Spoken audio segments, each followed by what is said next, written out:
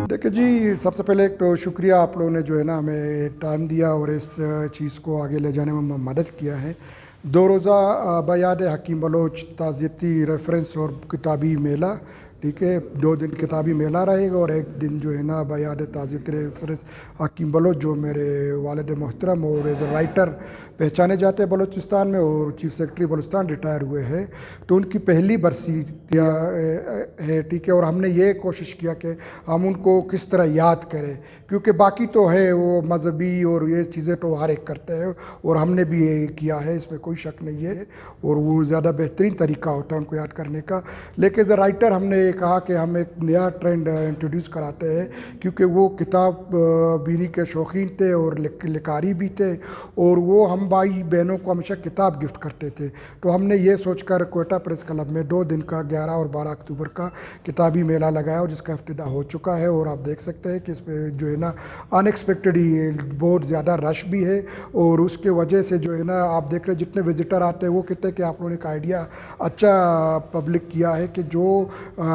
उनका मिशन था उनके गैर मौजूदगी में भी हम उनके नाम और मिशन को ज़िंदा करके आगे ले जा रहे और हम कोशिश करेंगे कि ये एक दफ़ा का नहीं हो, इसको हम प्रैक्टिस को हमेशा रखें और इससे आने वाले नस्लों को जो है ना आप ये पैगाम दें कि जी ये किताब बीनी कोई ख़राब चीज़ नहीं है। दुनिया का वाहिद आपका जो दोस्त होता है जिसको कोई गर्ज नहीं होता है आपसे। और दूसरी एक बात जो मैं हमेशा कोट करता हूँ या मिसाल देता हूँ कि भाई जो दुनिया चलती आ रही है ये हमारे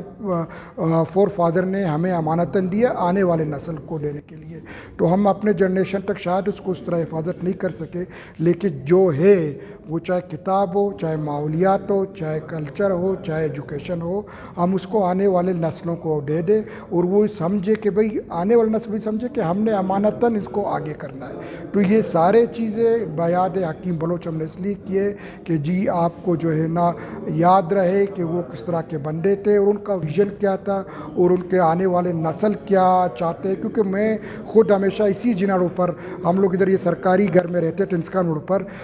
शाम को निकलते थे वालिद साहब के साथ या भाई साथ होते थे, बहनें साथ होती थी, हम इसी जिनारों की किताबें ख़रीदते थे। हमें पूरे 2 दिन बाद वालिद पूछते थे आपने क्या पढ़ा, क्या सीखा। हमारी बदकिस्मती है कि जिनारों का वो माहौल नहीं रहा, वो सारे जो है ना किताब घर या तो जूतों की दुकान में कन्वर्ट हो गए या अपना क्या बोलते हैं इसको बैंक के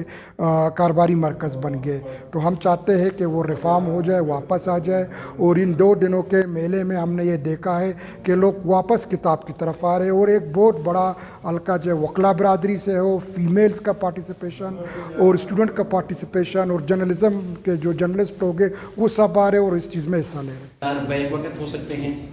अगर ये इंसान की ज़िंदगी के मुख्तलिफ उम्र के हिस्से हैं या इंसानी रिश्तों के किरदार होते हैं, तो मेरे ख्याल में ये एक आम सी बात होगी। लेकिन अगर एक ही इंसान की ज़िंदगी के मुख्तलिफ शोबों में बैक वक्त मुख्तलिफ शोबों में मुख्तलिफ किरदार हों और वो उन तमाम शोबों में यकसा महारत रखते हों, तो मेरे ख्याल में फिर बात न सिर्फ मुख्तलिफ बल्कि मुश्किल भी हो जाती है। अगर आज के दौर में किसी इंसान में एक से ज़्यादा शोबों में महारत की बात हो तो हो सकता है, लेकिन जब